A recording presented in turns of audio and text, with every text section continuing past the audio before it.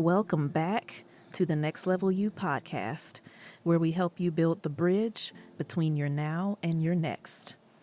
I'm your host, Myria Johnson, joined by my mother and co-host, Dr. Miriam Johnson. Hello. We are so glad that you're here. If you are new to this space, we are walking through an A to Z journey of personal and professional growth. Each episode explores one letter and one theme. Today, we are on the letter B. B is for belonging. And in part one of this two-part series, we're focusing on what it means to belong to yourself. Because here's the truth. You can't build meaningful, lasting relationships with others if you're constantly disconnected from yourself. We want to help you make that shift. Today's conversation is about going inward and building your internal sense of home, a kind of self-anchored belonging that does not rely on outside approval to feel real.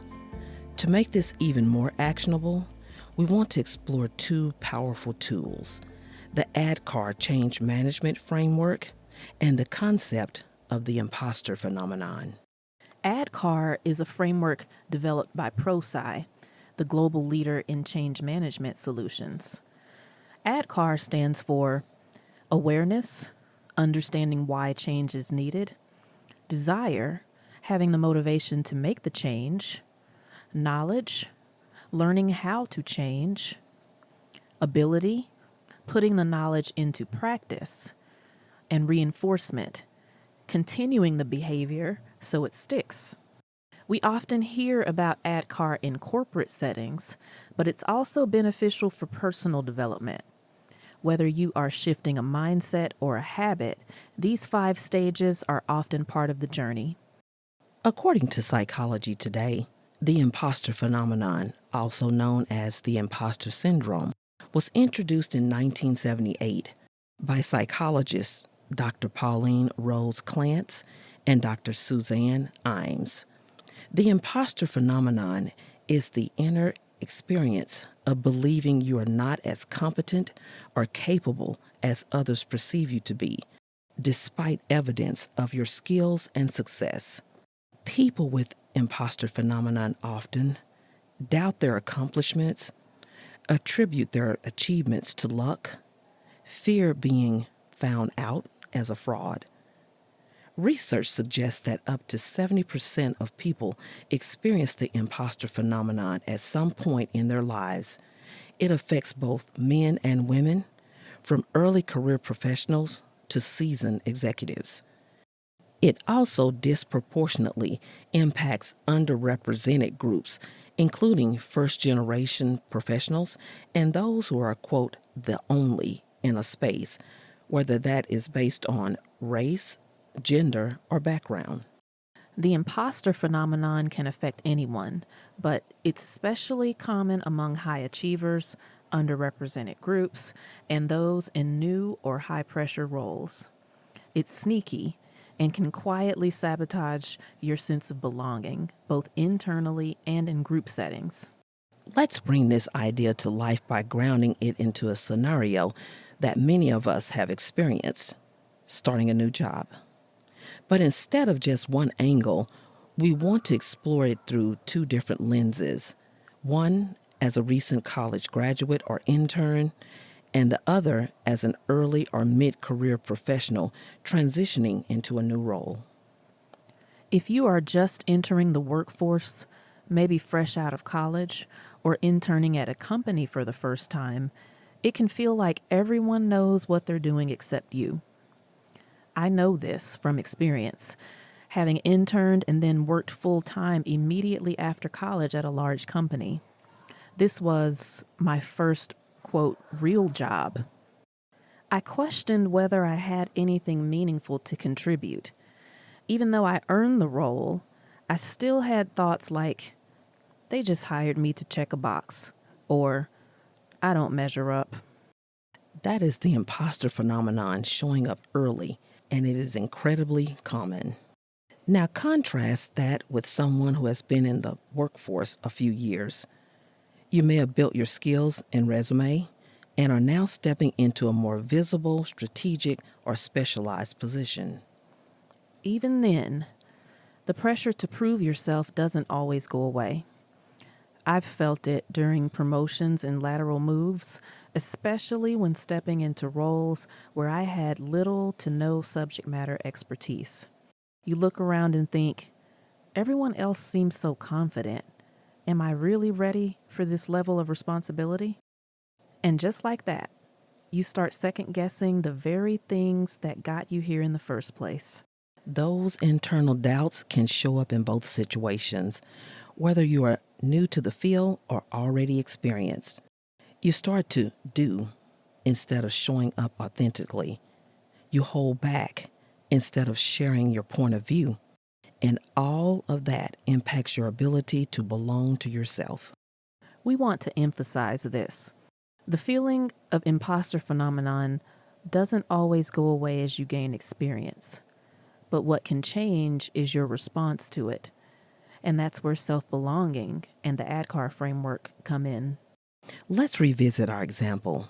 Whether you're a new intern, a recent graduate embarking on your first professional journey, or a seasoned expert taking on an ambitious new role, the imposter phenomenon can emerge without warning. You may doubt your capabilities, worry that others will find you out, or feel like you just don't truly belong, even if you qualified. This is where the ADKAR framework proves its power. It gives us a roadmap for change, not just in organizations, but within ourselves. Let's walk through each step of the ADKAR model and explore how it supports self-belonging when the imposter phenomenon arises. We begin with awareness. This is the first step in any change process. In the context of the imposter phenomenon, it's about realizing you're experiencing self-doubt, not because it's true, but because it's familiar. You might think, I feel anxious. Maybe I'm not ready for this role. But the truth is that anxiety often stems from newness, not incompetence. So instead of spiraling, we shift the narrative. This discomfort is normal when I'm growing. It doesn't mean I don't belong. When we recognize and acknowledge the feeling, we create a distance between ourselves and the fear.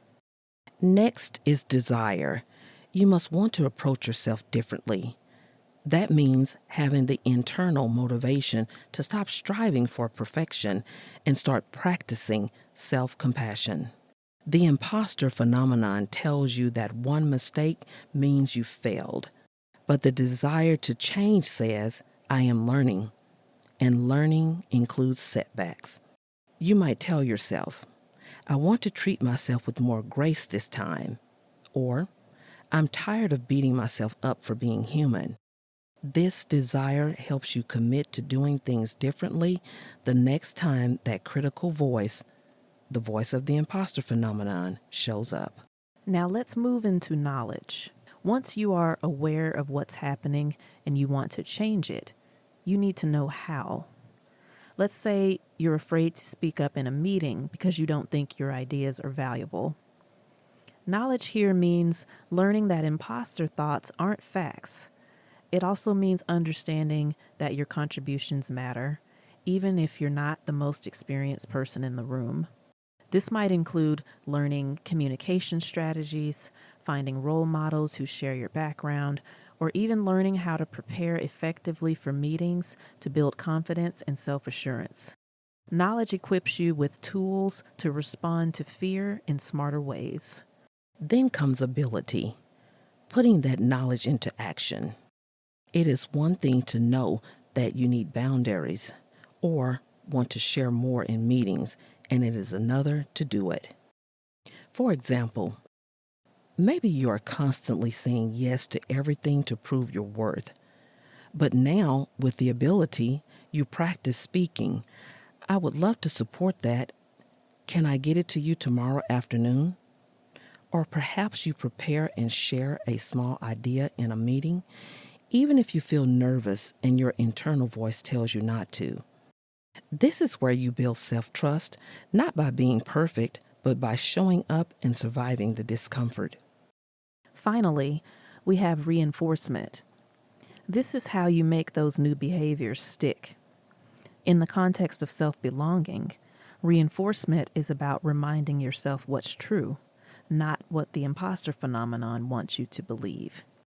It's revisiting that email where your manager praised your performance. It's rereading your positive feedback from a project you led. It's checking in weekly and tracking your growth. When you collect real evidence of your progress, you weaken the imposter phenomenon's grip. So, if we put it all together, awareness helps you name the imposter thoughts. Desire shifts your intention from criticism to compassion. Knowledge gives you the tools to navigate those thoughts. Ability enables you to act on what you know, even if it is scary. Reinforcement lets you stay grounded in your truth.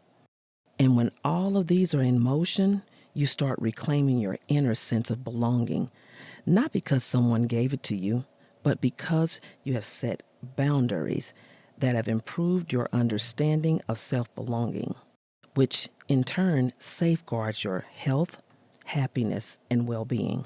Now that we've walked through how the ADKAR model helps us challenge imposter phenomenon, let's take a step back and take a broader view.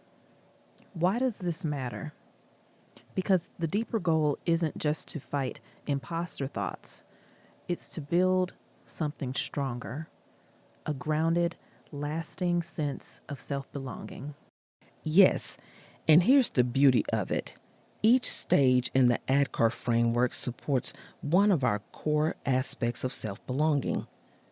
Our 6 core aspects of self-belonging are self-awareness, recognizing what you feel, what you need, and how you react. Self-acceptance, embracing your flaws, strengths, and full story. Self-trust, believing your thoughts, your instincts, and your intuitions. Boundaries, protecting your time, energy, values, and peace. Inner safety, feeling secure and grounded within yourself. Self-alignment, acting consistently with your identity and values. So let's walk through how our 6 core aspects of self-belonging connect with ADKAR, one by one. We start with self-awareness, which aligns with the ADKAR stage of awareness. This is where you begin to recognize when imposter thoughts are creeping in. You learn to say, wait a minute, is this discomfort a sign that I'm out of place or just out of my comfort zone? That moment of pausing and naming what's going on builds emotional clarity, which is the root of self-awareness. From there, we moved into self-acceptance, supported by desire. This is where you say, I want to stop beating up myself for being human. It's about choosing self-compassion over perfectionism and realizing you do not have to be flawless to be valuable. Desire helps you soften your self-talk and permit yourself to grow, not just do. Next is self-trust, which ADKAR helps build through knowledge and ability. You learn what the imposter phenomenon is, how it works, and how to interrupt it. Then you practice. You could share your ideas more. Perhaps you speak up when you would have stayed silent. Every small action says, I trust that I bring something of value. That's how you reinforce that inner voice that says, you've got this. Let's talk about boundaries. This is where ability plays another key role. You may have learned to overcommit or to people please because you were afraid to seem inadequate. However, as you practice honoring your limits, you realize that saying no is not a weakness, it's a sign of wisdom. Setting courageous boundaries protects your energy, and having the strength to uphold them allows you to do so without guilt. Then comes inner safety, which grows through reinforcement. Think of it as emotional muscle memory. The more you revisit your progress, like that feedback from your manager, the compliment from a teammate, or that big project you crushed, the more anchored you become in what's true. Reinforcement gives you proof that you belong, even when your inner critic gets loud. When all 5 ADKAR stages work together, they support self-alignment. This is when your values, voice, and presence are finally in sync. You stop changing yourself to be accepted. You stop hiding parts of yourself to fit in. This is the moment when belonging transforms from a hard-earned chase into a warm homecoming. So if you've ever wondered why the imposter phenomenon feels so heavy, it's because it creates distance between you and your sense of self. But with ADKAR, the goal isn't just to get over it. It's to build a stronger relationship with yourself, one that reminds you, even while I'm growing, I'm still grounded in who I know myself to be. This is precisely why we embrace frameworks like ADKAR, not merely to sound impressive, but to guide you on your journey from reflection to action. You deserve more than a seat at the table. You deserve to fully embody and express your true self. Exactly. When you practice ADKAR in the context of your mindset and growth, you're not just managing change, you're also cultivating it. You are transforming your relationship with yourself. And that's what self-belonging is really about. Let's end with a next check-in to help you apply what we've covered. Notice, where did I hold back or present another version of myself instead of showing up honestly? Evaluate, what was underneath that behavior? Fear, habit, comparison? Experiment. What is one honest action I can take this week? Track. How do I feel after doing it? Calmer, clearer, more confident? Belonging to yourself is not a one-time decision. It's a daily return. Every time you check in with yourself, you build the muscle of self-alignment and self-compassion. If today's episode made you think about identity, growth, or the journey of becoming, you will want to tune in next time. We will delve into how to discover where you belong in the world, at work, in relationships, and in life. Thank you for listening. Be sure to subscribe to the Next Level You podcast on platforms such as YouTube, Apple Podcasts, Spotify, Audible, or Amazon Music. Check our show notes for details. And if you want to dive deeper into the concepts we covered in this episode, follow us on Instagram, Facebook, and LinkedIn by searching Next Level You. That's NEXTLEVEL and the letter U. Look for our bridge logo, and we'll see you soon.